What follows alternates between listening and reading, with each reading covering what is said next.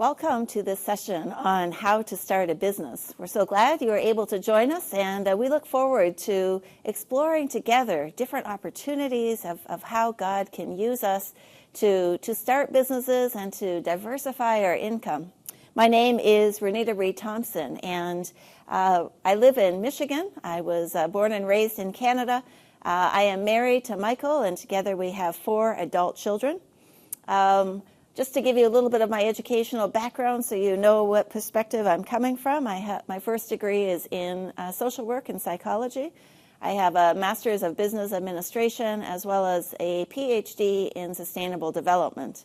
But more importantly, I think, is that I've been working in business development across Africa for the past 17 years. And so I've been privileged to meet with and to talk with and to interview many hundreds of business owners as I have been able to work and to do business trainings, develop training courses, and actually have been advised by the business people on what needs to be taught and how it needs to be taught. And so I come as a voice for those many business people that I have worked with to convey to you some of what they have learned in doing this work throughout Africa and beyond. And so our hope today is to explore our call to work, and specifically our call to do business. And I want to start by looking at Isaiah 65, verses 21 to 23. And in this chapter of Isaiah, we are getting a picture of the new heavens and the new earth. And in that, I think we get a glimpse of God's view of work, and that work is a good thing, and it was what we were created to do in Genesis 1 and 2.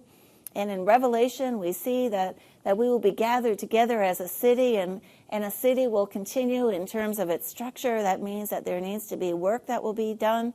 And then Isaiah is painting a picture of what we might be doing in the new heavens and the new earth. So Isaiah 65, starting at verse 21, says, "They will build houses and dwell in them. They will plant vineyards and eat their fruit. No longer will they build houses and others live in them, or plant and others eat.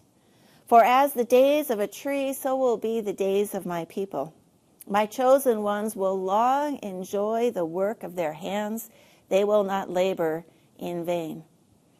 And while sometimes we think of the peace that will come in heaven, I want us also to focus in these words on the work that we will be doing, the building of houses, the planting of vineyards, the long enjoying the work of our hands. And it's a reminder that sometimes we see work as a curse. And I've heard people and Christians describe that work is a curse. And really what we want to do is to recognize and understand that from God's perspective, work is a blessing, that God has blessed us to be a blessing through the work of our hands. And when we are doing work without the toil and the struggle of sin, it makes us feel good. Think about a piece of work that you did that made you feel very satisfied and proud of the ability that God had given you to do that. And that is the type of work that we are talking about. And so our hope as we look at this is we want to reclaim what God has already redeemed through Jesus, that work is good and work is something that we are being blessed to do as co-laborers with God, as co-creators with God. We are bringing the kingdom of heaven on earth, just as we say in the Lord's Prayer, so that every day the world can get a little bit better. It can flourish as we do our part to help this world be a better place and to meet the needs of many people. And so that is our hope as we begin to go through these sessions on how to start a business, that we come at it from the perspective that this is an opportunity. This is a calling, that a calling can extend to everything that we do when we do it as unto the Lord. And so who is this session for? Who might be listening to this? Well, this session is for everyone who lives in an urban or a rural area. It doesn't matter where you are living. There is opportunities for you to engage in business.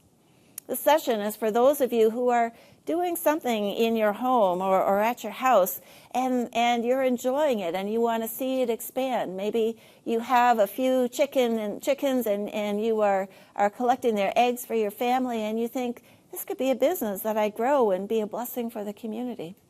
Or maybe you're in your home and you're doing some crafts and you really get some enjoyment, and people have said to you, wow, that's really beautiful. And you think, maybe I could grow this into a business. So it's for those of you who have an inkling, have a passion that God is stirring as an opportunity for you to take that and to make it grow. This is also for those of you who are working for other spheres of the marketplace, whether it is in government, whether it is in education, whether you are working in the healthcare system, or maybe you are employed by a business already. And you want to diversify your income stream, and that's a good thing to do, because often a salary is not enough to really sustain our family, and so we can have something that goes alongside it. And so you're looking for something that isn't going to occupy all of your time because you have a job, but it's something that can engage the family. It's something that allows you to teach your children about work, to teach your children about managing money. And it's something that can allow you to feel a little bit more content and relaxed for your future as well.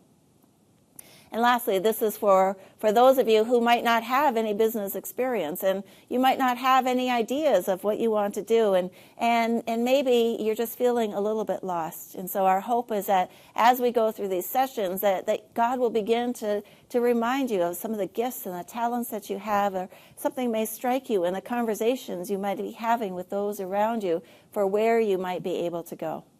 And so that is why we want to say that this is for all of us, wherever we live, whatever we are currently doing. What does it mean? What does it look like for us to add something, to do something new, or to make it grow so that the community will flourish, that you and your family will flourish, and that God, at the end of the day, says that this is his business, that he is the owner because he has given you this gift to be a blessing to others.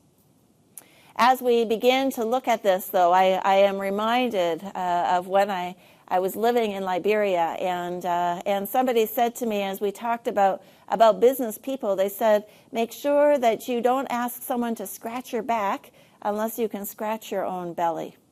And at first I had to think through, what does that saying mean? And then I came to realize that really what they were saying is get started with something before you try to do something big. Do something small first before you ask for help to do something big. And what I want you to think about is what you have in your hand, and we'll talk about that as we go through the session. What is it that God has already given you? Because what I have seen over the many places where I have been doing business training and business development is people starting a business with $1 or $2 US, not very much money in whatever currency you are working with. And that is an important first step, because that will do the training that you need.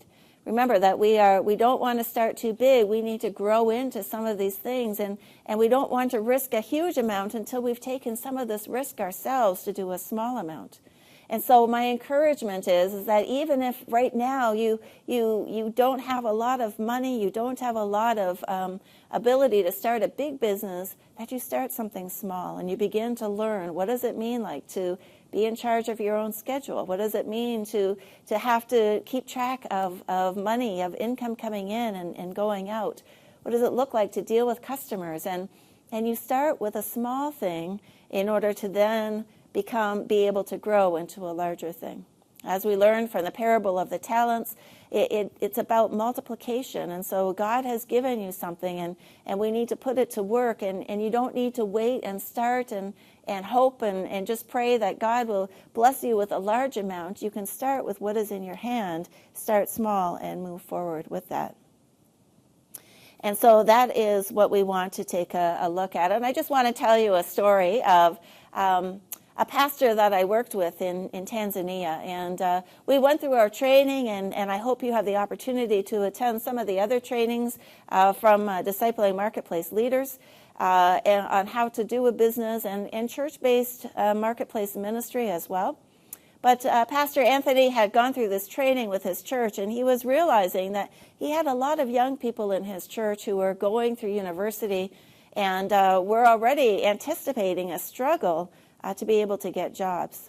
And one of the sad things that I have heard is that sometimes those who are graduating from university and are not finding jobs available, that they are being told to not settle for business, that they should wait for God to give them the better job in the white-collar businesses or in government or in other places.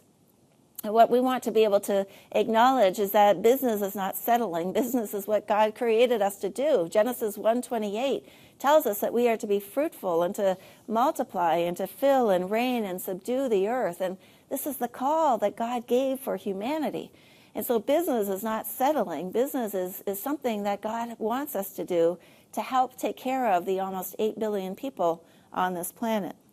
And so Pastor Anthony heard this, and he was looking at the youth group, and he was recognizing that they needed to sustain themselves in university, and they needed some ideas for what to do after university.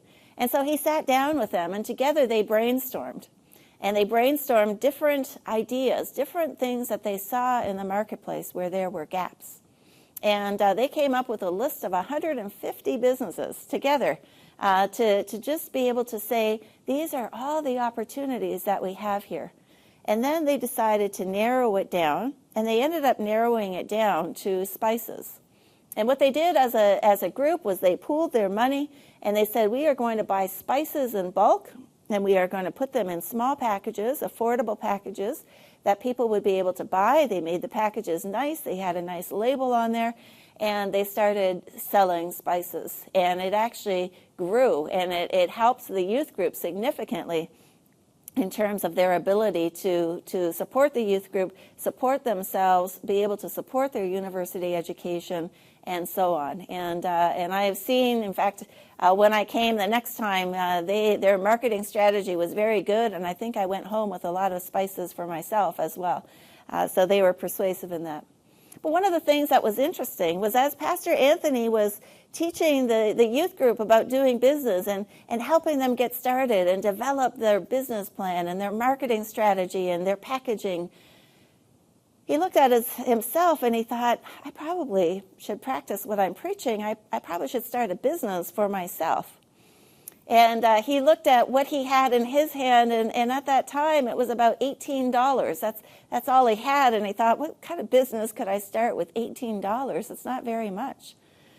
And he realized that as a pastor in Tanzania at that time, they were beginning to call for all the churches to have CCTVs. And he was a pastor that was very well networked in the capital city, and so he realized that he could help get these CCTVs into the churches. Of course, what he didn't know was how to actually install the CCTVs, and so he met with a man that he knew that was an electrician and understood it, and they began to learn together about how to do this. And then he took a risk, and he went out to those who were supplying these CCTVs, and he asked them, he prayed, and he asked them, would you be willing to extend to me on credit enough to do a couple of churches? And they agreed. And he went out and he installed, and he was able to pay that back. And within about 3 months, he was getting contracts for not $18, not $180, but for $1,800 to install these cameras in the churches. And together, they have made this business grow. And so sometimes we have to look at what we know and who we know, at what we can do, what God has given us the ability to do, and we begin to take that and put that into action. And so in this session and the next session, we want to look at what has God given in your hand and how can you use that to be a blessing for yourself, for the community, and for others. Because the youth group had to remind themselves that spices are really important for food, for our enjoyment. Some of us use a lot of spices, some of us use a little spices, but almost all of us will have a comment to say when we eat something that we really like and say, what did you put in this? And so we are adding, that youth group is adding to the flavor of our food, and the food is nourishing our body so that we have the energy to do the work that we are doing. And so that spice business is helping the population. As well, the CCTVs that Pastor Anthony put in is helping for safety and for security. And it's something that the people, the pastors who were giving him the contracts to install these, they could trust that Pastor Anthony was going to do the job on time, get it done from start to finish, and they could trust him because he had a reputation as a good pastor. And so he was helping not only to build the church in terms of their relationship with God and with others, but also in terms of safety, and that was a good thing. And so we want to look then at our own capacity.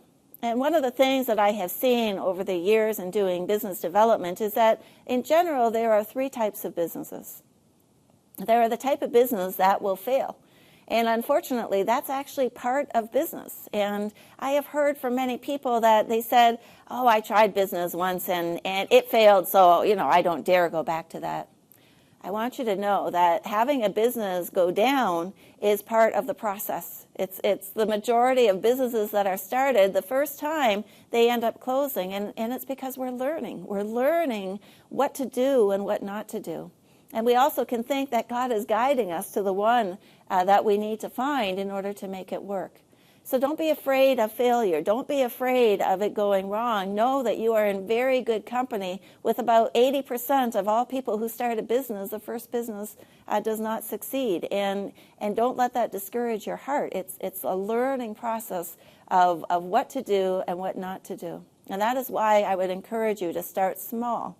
Start small and learn from at a small level about the challenges of doing business. If you start big, and if you start with loans, you are running a greater risk of getting yourself into some challenges. And so start small and learn from that. So that's the first type of business. The second type of business is that business that's really going to stay the same size. And that is the type of business where I will meet somebody and they have a table in the marketplace, and on the table are the goods that they are selling. And I will ask them, how long have you been in business? And they will tell me, for 8 years or for 12 years. And you look at that table and you think, that doesn't really show me 8 years or 12 years worth of business growth. And so I ask them, what has this business done for you? Tell me more about what the business has done for you over those 8 years. And they will tell me that the business has helped put their children through school. The business has helped them to build a house. The business has helped them to care for their family. And that's a very good thing. There's nothing wrong with that. But one of the things that we know about that business is that the owner is interested in the profit for the family, not necessarily in growing the business. Again, that's just a distinction, one business to the next, and you have to decide for yourself, what is it that you want to do with your business? Because one of the things that we know and we understand is that to grow a business takes certain management skills. Some of us are doing business because we need the money, and we are doing it as a means for being able to sustain ourselves, and we're providing good services and good materials for the community, but we really don't want to grow to where we have to buy a building or to hire more people or to manage marketing and bookkeeping. The percent of people able to run a business who actually have the management skills is actually a smaller percentage. So you have to ask for yourself, as you are beginning to do a business, is this a type of business that I'm willing to let God grow it, or am I more doing something for sustaining of my family? I was working in a country one time. We were working with a hospital, and we had taken all the lead managers of the hospital through the training, and one of the things that we realized as we were talking is that this hospital really started flourishing when the manager of the hospital that took over the running of the hospital was not a doctor. When the hospital was being run by a doctor, it wasn't being run very well, and that was because the doctor was gifted in doing medical things, not in doing management. And so they brought in a manager who didn't have any experience with medical, and that was okay because the doctor had that covered. But this person was able to set those things in place. And so the second type of business is the business that is going to be profitable and profitable for the family, but that's where it will stay. The third type of business is the business that is really committed to growth and to seeing a business grow. And the person who is doing that business might not even know that they're a manager. Maybe you don't know whether you are or not. But they saw over time, and they were committed to making this business grow. And when a business grows, it creates jobs. And one of the things that we know is that in much of the majority world, There are micro businesses, small businesses. Those are the ones I was describing that stay at a small level. And then there are large-sized businesses, those that employ maybe 500 or more. But we have what we describe as the missing middle. And those are those businesses that have between 5 and 500 employees. Those are the ones in a developed economy, in a growing and prosperous economy that are really providing the jobs. And so those are the ones that we really want to focus on as our ministry in terms of how do we help to equip those businesses that want to grow to be able to provide jobs for others who are graduating from university. One of the things we say is we want job makers, not just job seekers. And so as you look and think and pray about what type of business God is calling you to have, you may need to understand that you might go through this process. You might have a business that fails, and don't let that stop you. You might be doing a business that stabilizes for some time, and it's helping your family, and it's providing something good for the community, and that's good. But is God calling you to grow that business, which means that not all the profit goes to take care of your family. Some of it gets reinvested back into the business to allow that business to grow, to allow you to hire people, to give jobs that will be a blessing to people, that will also allow you to have more customers so that they too can be blessed by the good work that you are doing. And so we have to recognize within ourselves, are we an employer or are we an employee? Those of us with management skills need to be released to grow businesses and to create jobs. But no matter what, all of us are able to diversify our income by doing a business, even if it is something that ends up remaining on a micro level. I like this quote from Michelangelo, who was a 14th century architect, painter, and sculptor. And he said, the greater danger for most of us lies not in setting our aim too high and falling short, but in setting our aim too low and achieving our mark. And so what's what we have to think about? What is God calling us to do? You are a co-creator with God. You are not an employee of God, but you have been called to work with Him and for Him, made in His image. If we have small goals and we hit them, we might be satisfied. But if we have big goals, we continue to push ourselves to move further. And so there are some assumptions that we're talking about. I'm assuming that you have some of these things in your head as it relates to work already. First of all, you recognize that you were made to work, to care for the world, and that the work that we do is to help people and creation flourish. We remind ourselves that we preach to creation when we are farming, when we are gardening, and we help those plants to be jubilant before the Lord and to create the fruit and the vegetables that God has given for mankind to enjoy. And so that is something that we want to assume that you already know. We are assuming that you understand that work is an act of worship and that we do our work as unto the Lord, not for man. And when we keep our eyes focused on God, that we receive more joy and contentment in doing that as well. That you recognize that business is God's design for people and creation to flourish. Business is really where people are gathering, making income and creating wealth. That government and education are both in place in order to help us to create that wealth. You may recognize that the Bible is full of people who were involved in business, whether it was Jesus, the disciples, the gospel writers, the prophets, our patriarchs, and so on, were all involved in business. So as you go into business, you're in good company. And that you agree as Christians that we need to be embracing and engaging the marketplace and not removing ourselves from it. And so these are assumptions that I'm making as we get into this. If these are not things that you are saying yes and amen to, and maybe you have some wondering about that, then we would encourage you to look at the church-based Marketplace Ministry course as an opportunity for you to learn more about a healthy theology, a healthy biblical idea of work. As we move into some of the practical things about business, we know that a business is able to provide goods and services that will help people to flourish. It will provide for you and your family. It will give you the ability to have a quadruple bottom line, and that is to fulfill the great commitment of Genesis 1 and 2. You are able to fulfill the great commandment that God has given us as in your workplace, as you do your work.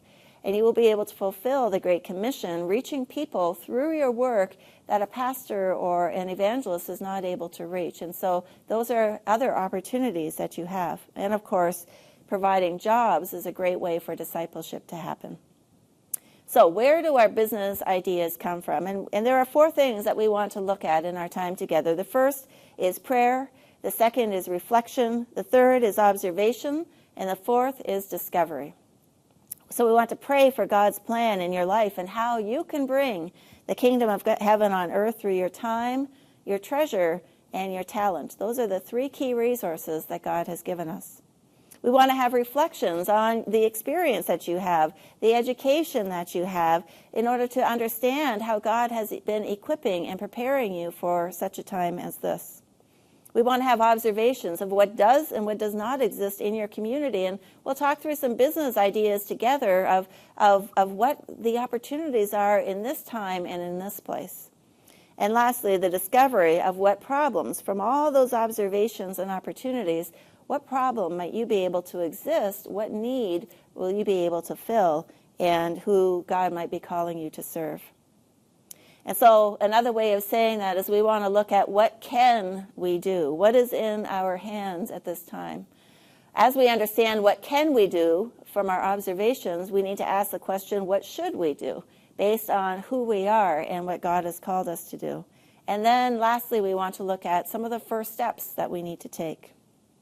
And I was reminded that every social need is a business opportunity. Every social need is a business opportunity. And sometimes we need to recognize that God has created us to be the miracle that somebody else might be praying for. As we listen to the news and we hear of challenges in different places, oftentimes those are people that are stepping in to solve those challenges, are business people who have good ideas and may be able to solve those. And so God has created you, and you are a miracle. And you are made in His image to solve problems and to help people flourish on this earth.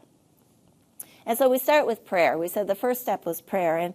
And we need to take time to pray about this. Sometimes we want to rush into things, and we want to really be able to ask God for His wisdom on this. And so I want you to imagine that God is sitting across the table from you. And what would He say to you about how He has made you?